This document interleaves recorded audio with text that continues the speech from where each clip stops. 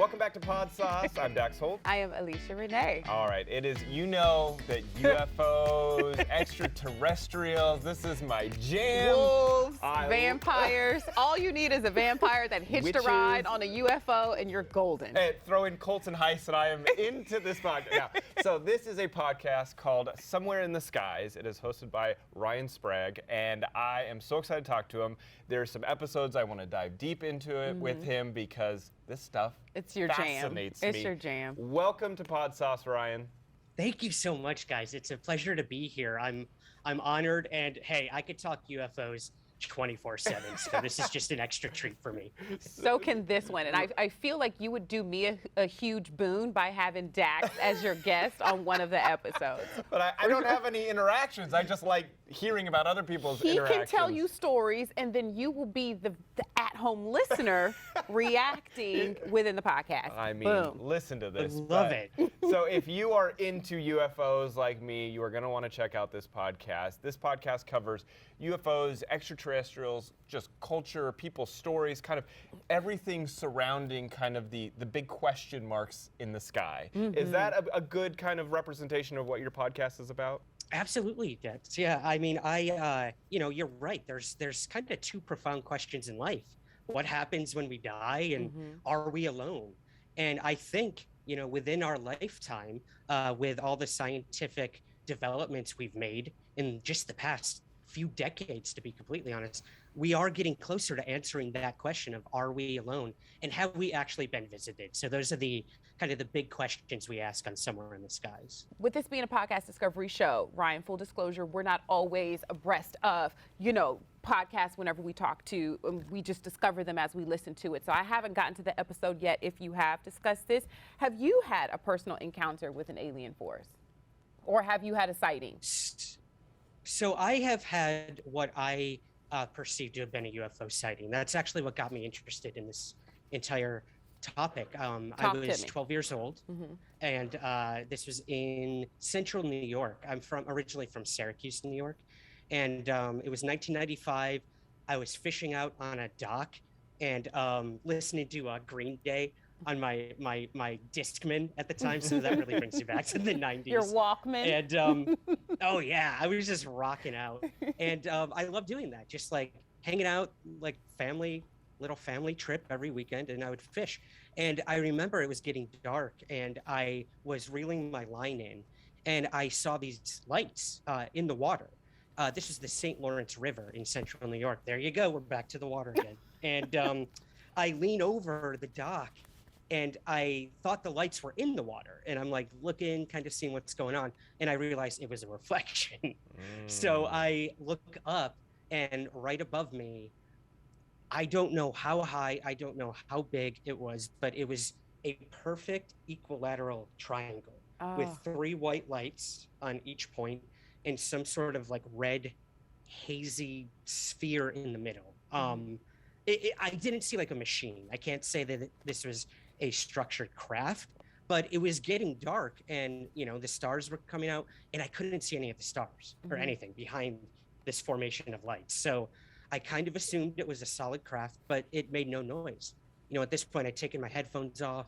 All I could hear was the water hitting the dock, yet here's this massive thing above me just floating. And I was terrified. So I start screaming for my dad. He's inside. We're staying at a motel.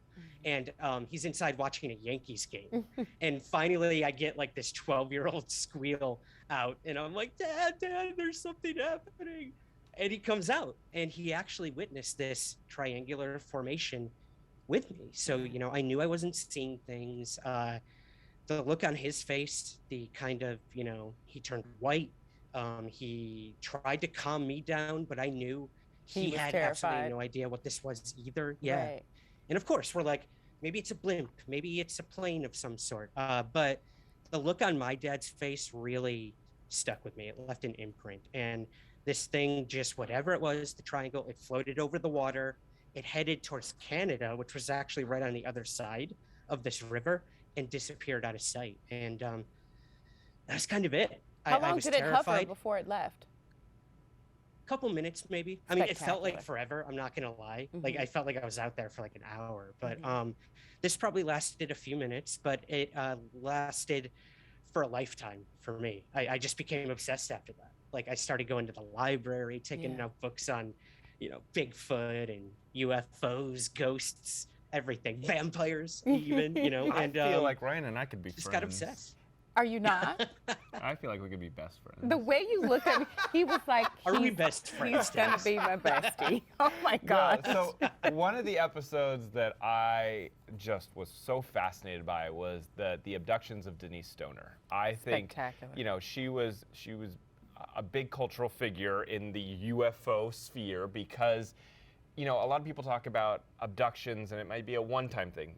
This woman claims to have been abducted tons of times throughout her life, that started off when she was young, and then like every so often these aliens would come back. But the only reason she knows about this is because there was someone put her under hypnosis and were pulling out all this information. So it wasn't even her in her conscious mind. This No. was her subconscious recall. And it all started because, her and her husband were driving down the road and their car basically moved 30 miles in like an instant. And it was weird. It was like the car was floating and then all of a sudden they're 30 miles later down the road and her husband was there for it. And so anyway, I don't want to tell you the whole thing because the episode is so fascinating. No, tell me. My eyes are like, and then Well, what? you're going to need to listen to his podcast.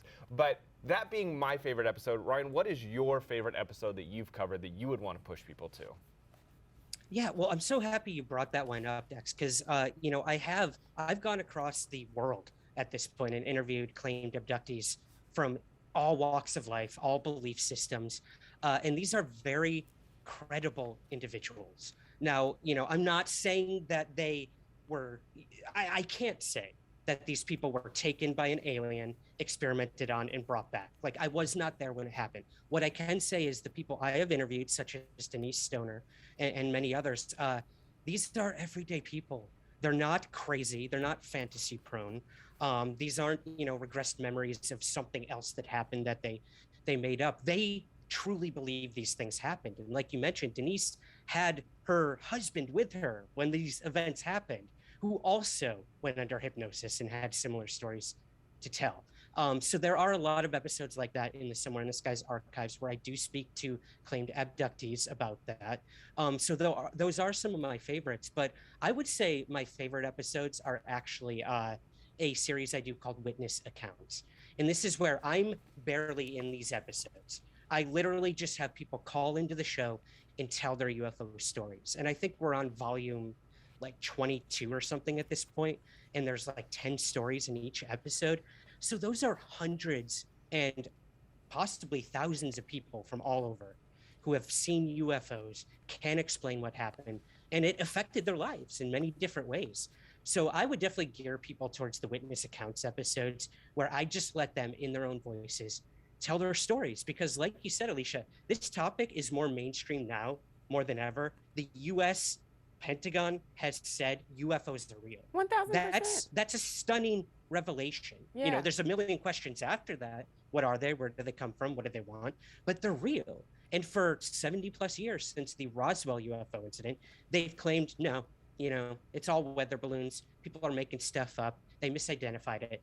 Now they've gone a turnabout face and said, we don't know what these are. We need our military to report these, and we need to shed that stigma because something truly anomalous has happened. So, Ryan, is there any other podcast that you would like to recommend to our audience? And maybe it doesn't have to necessarily be in the UFO sphere, but anything else that you truly enjoy?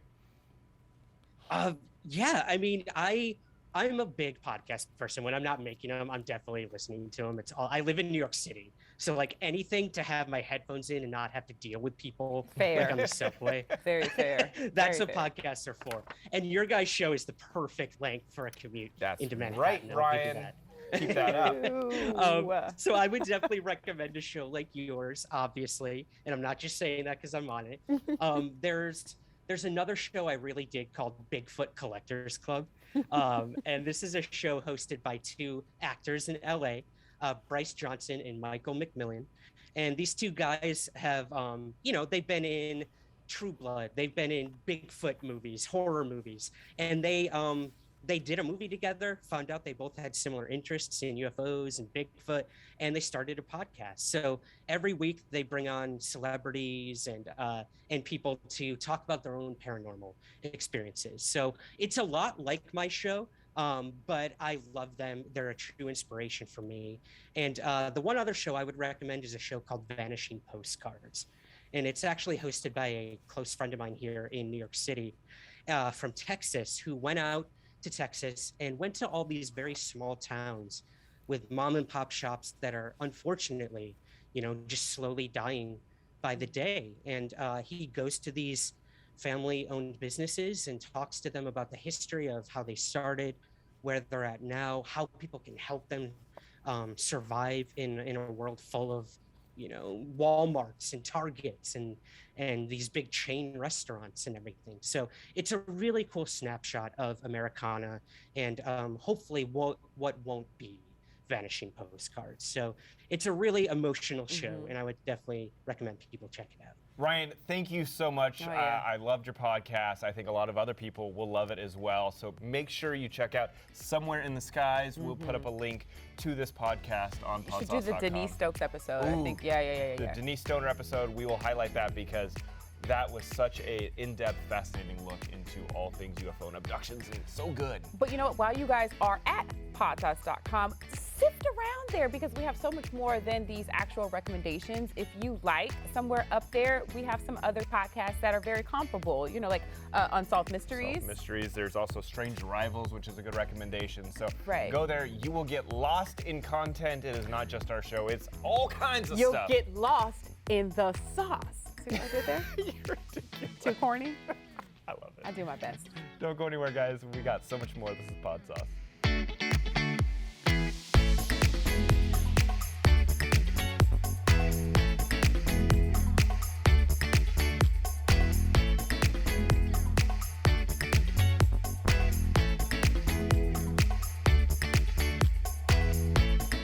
Leash, let's get right into it. I know you got a Hollypod to recommend. I do. I have a Hollypod recommendation, and a Hollypod is just basically everything Hollywood oriented. Sometimes it involves a celebrity that you guys know.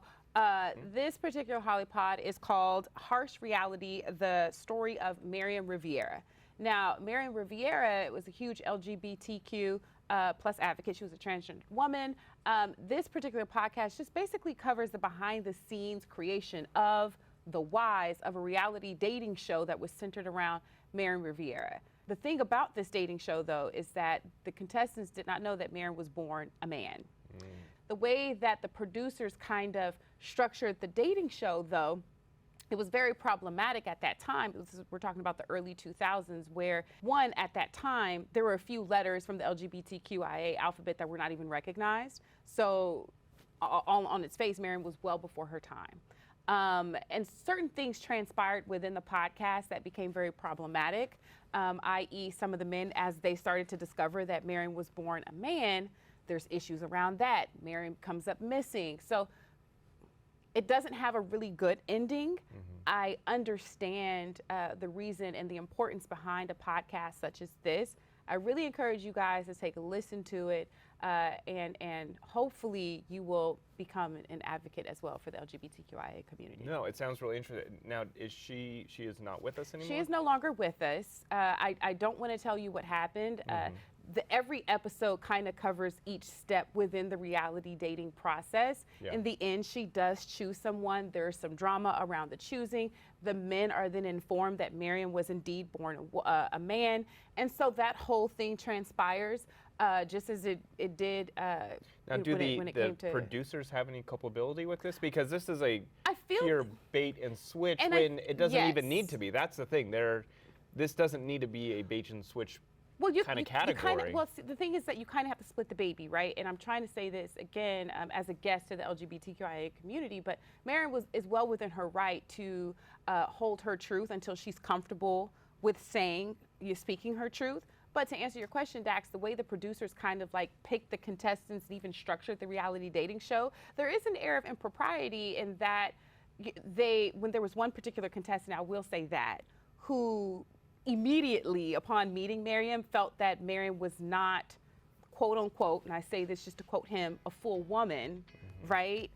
They quickly got him out of there, right? So that he wouldn't pollute the pool of other dating contestants with his theory that Marion was born a man. So, Harsh Reality, the story of Marion Riviera, is my Hollypod recommendation. I strongly encourage you guys to take a listen to it. It is a great listen. Well, thank you for the recommendation. We got so much more coming up on Podsauce. Don't go anywhere. It is that time of the day, Dax, where you attempt to razzle and dazzle us with your picks. Sometimes you swing and you miss, and sometimes, I guess I'll give it to you. Sometimes I hit home runs all the time, is Well, what you're trying to say. First, maybe second base. Let's get into it, and then you can judge the home run once again. Fair. So it's, like she said, it's my time for my pick, which is a podcast that I am listening to that I'm enjoying, that I think you out there will also enjoy. And so my pick for this week is Who the Bleep Did I Marry? Oh, spectacular. Already into it, just the title. See? You might have one. I might have you. You might have one. So this podcast is based on the ID show. They've got a hit show called Who the Bleep Did I Marry? And it's all about people who seemingly thought they were in amazing, loving marriages to find out it was all a lie, or that your husband's a cheater, or that they're scammers. I mean, there's 100 different stories about where these marriages went wrong and the discovery of how wrong it went. And so I've listened to a couple episodes where I'm telling you, they go back and they talk to every episode has been a woman who was deceived by a man. So every wife was talking about how they met their husband, how they fell in love, how they had this perfect relationship, how everything was so great until it wasn't. And one guy being very violent, another guy having multiple relationships. I mean, the list goes on and on. But the one thing, I'm going to say there's one thing about this podcast, and it's the host voice. Oh my gosh, is it like the one from Slide? No, it's a perfect television voice. Okay. And then it's a little distracting on a podcast. In what way? Break it down. Her inflection is weird, and it's for like an ID or a Lifetime or that kind of So we can get around that little hurdle. If you can get around that, the podcast is great. And the details are great. It will suck you in. How did you stumble upon this podcast, if you don't mind me I asking? did hear a commercial for it while I was listening to another podcast, and it just intrigued me. I was like, oh, that sounds really interesting. Yeah.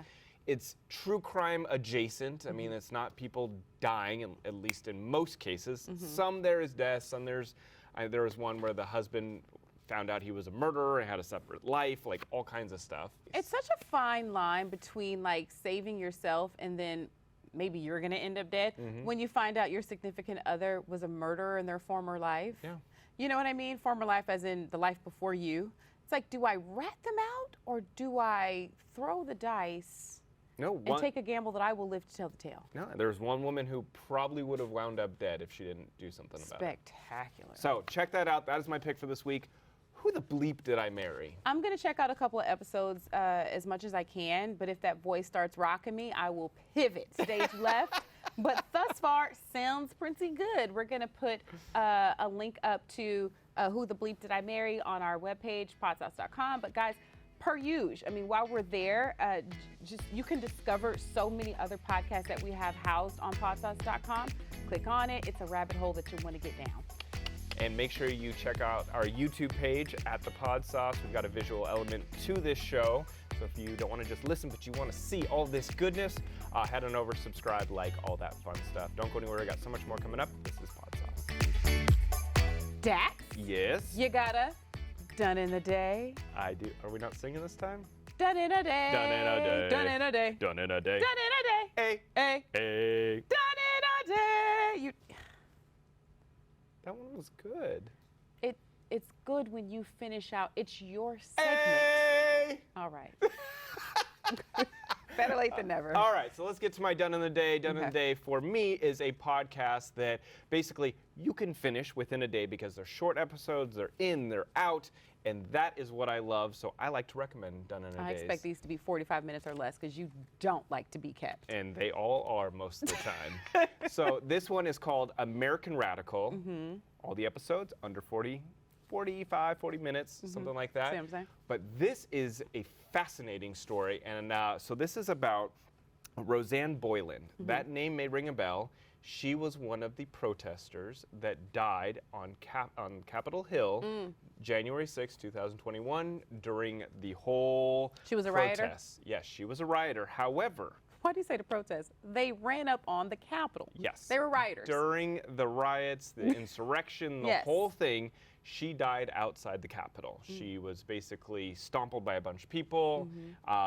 But her family is diving into her death because the crazy thing is she wasn't political.